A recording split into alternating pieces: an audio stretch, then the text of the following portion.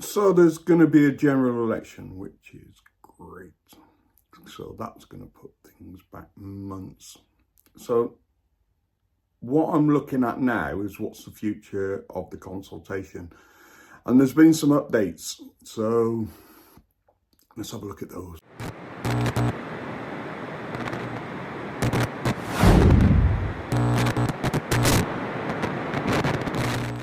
So there's been an online consultation recently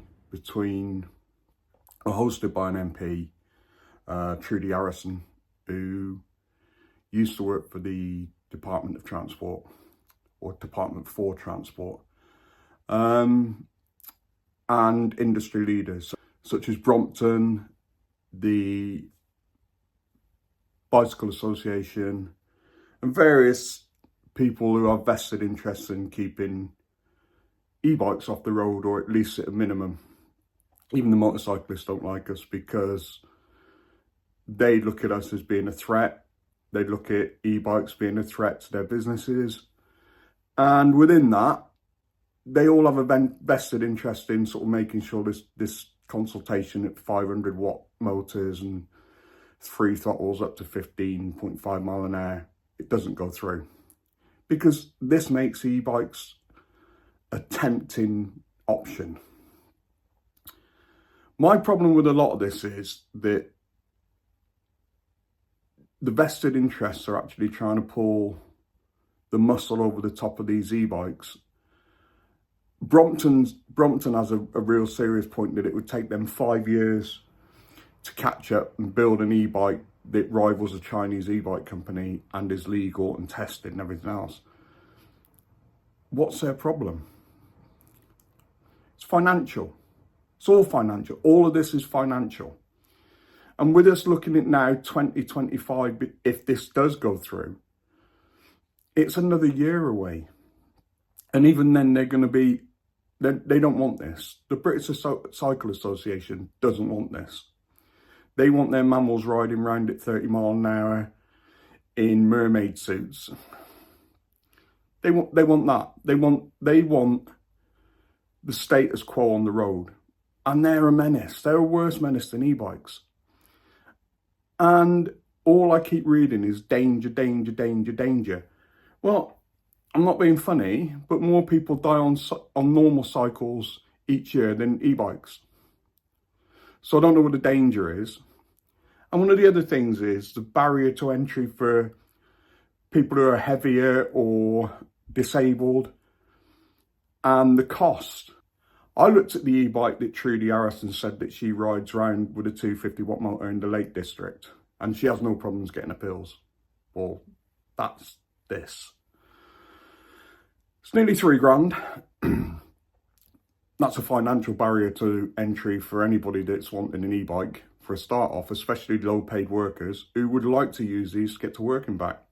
The whole industry is against e-bikes, more so Chinese e-bikes, because they can't compete cost-wise, and they know people like them, and they know that given the choice, you pay £2,000, 1,500 quid for an e-bike, not if Brompton brought one, a decent one out, it's going to be £5,000.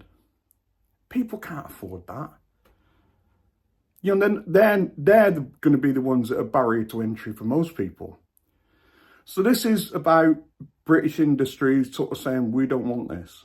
The motorcyclists don't want this, because if you're given a choice that you can get an e-bike that's next to nothing to run, or a motorbike to go to work, what are you going to do?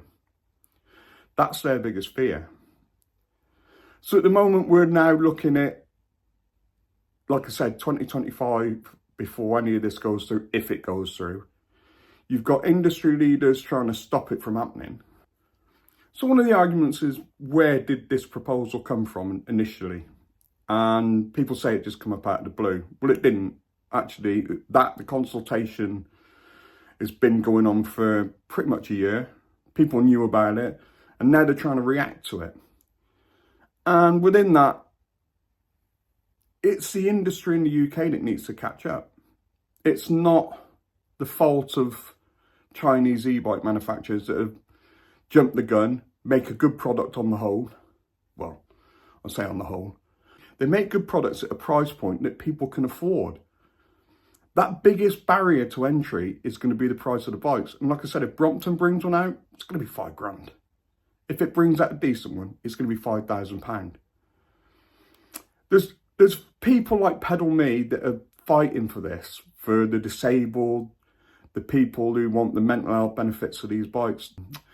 They're fighting for the 500 watt motor and the free throttle. The free throttle is another barrier to entry for a lot of people. If you can't use your throttle, you can't move these e-bikes. There's a lot of vested interests by different companies to make sure this doesn't go through. There's a lot of vested interest, but not one of them's thinking about the general public. They're thinking about profits. They're not thinking about the health benefits, the mental health benefits of these e-bikes. When Trudy Harrison was questioned about the necessity of 500 watt motors and a free throttle, she actually said, this is her words, where's it gone? Absolute rubbish. I have a Ribble 8 ALE, which allows me up to 250 watts. I live in the Lake District, and I would say on level 1, which is more like 75 watts per hour, it's absolutely adequate for most of the passes in the Lake District National Park. Really. So it's a picture of her.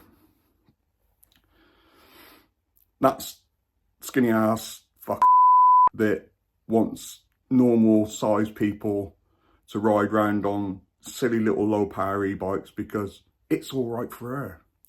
It's not all right for everybody, is it? That's one of the big things. It's not all right for everybody. This isn't a clean sheet for everybody.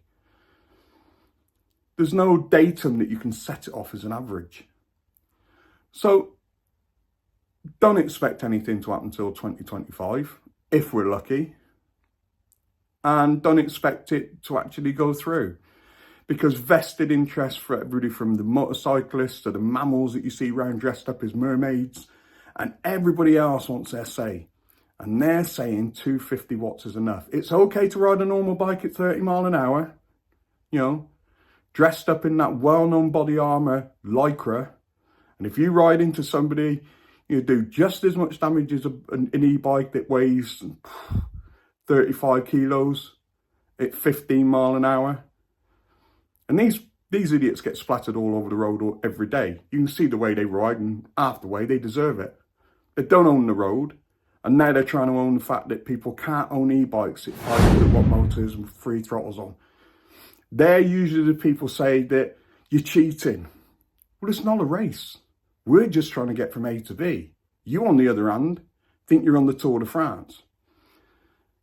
It's diabolical, and it pisses me off that we have now had the chance to change some of the barrier to entries on e-bike law, and people are pussyfooting around with it, messing about with it, arguing against it for absolutely no other reason than financial or bravado. And that makes me sick. It should make you sick too. Anyway, I'll leave a link to some of the stuff in the comment section below. And, well, after this news, try and have a nice day.